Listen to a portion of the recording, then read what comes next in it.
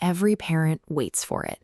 You lean over the crib, lock eyes, and wait to see if those tiny lips will finally shape the sounds you've been begging to hear, mama or dada.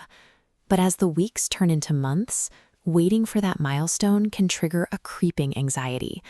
You start comparing your baby to the toddler next door, wondering if you're doing something wrong, and putting immense pressure on yourself to somehow extract a word from them. In that panic, it's easy to fall into a trap. We buy expensive vocabulary flashcards and spend hours just talking at our babies, filling every second with sound in hopes that something will stick. But look at this graphic. When we obsess over getting a baby to talk, we are staring entirely at the tip of the iceberg. That tip is expressive language, the physical output of speech. What we are completely ignoring is the massive hidden structure underneath, receptive language. Receptive language is the input. Long before a baby can coordinate their vocal cords to form a consonant, they are actively absorbing linguistic data. They are mapping the rhythm of your voice, categorizing specific sounds, and decoding the context of the room. Unlocking speech requires shifting from teaching vocabulary to practicing the art of conversation. To understand how a conversation wires a brain, we have to look inside.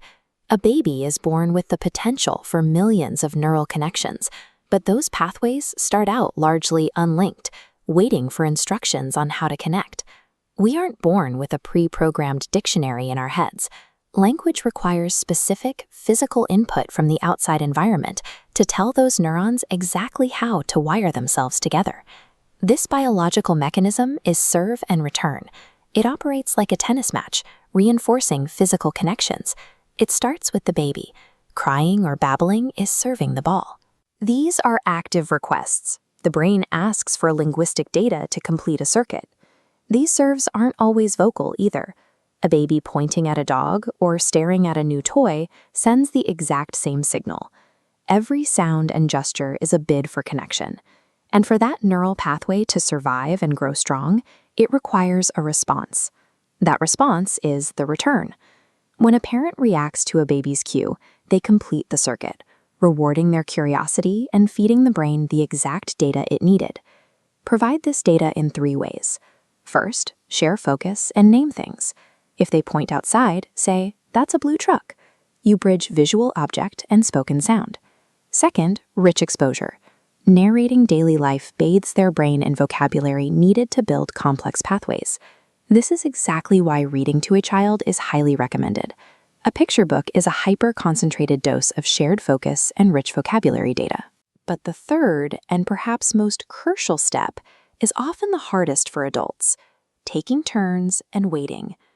Look at this visualization. After you return a serve, you have to pause and wait. A baby's developing brain needs physical time to process the complex data you just handed them. Waiting allows them to formulate their own ideas and attempt a response. By simply answering their cues, naming what they see, and giving them the space to reply, you are physically constructing the infrastructure they need to communicate. After months of this steady, consistent input, the equation flips. The brain has gathered enough data to start generating its own output. Through thousands of serve and return loops, the babble of mama mama physically wires to the visual recognition of a specific person. The connection locks into place.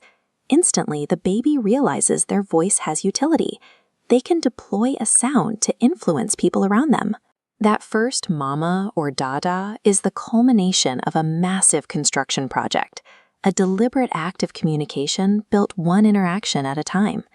You don't need a degree in speech therapy to make this happen, and you certainly don't need to force words out of your child. You just need to be a responsive, attentive partner. By treating your baby like a conversationalist from the very beginning, you become the architect of their brain, laying down the permanent foundation for how they will connect with the rest of the world.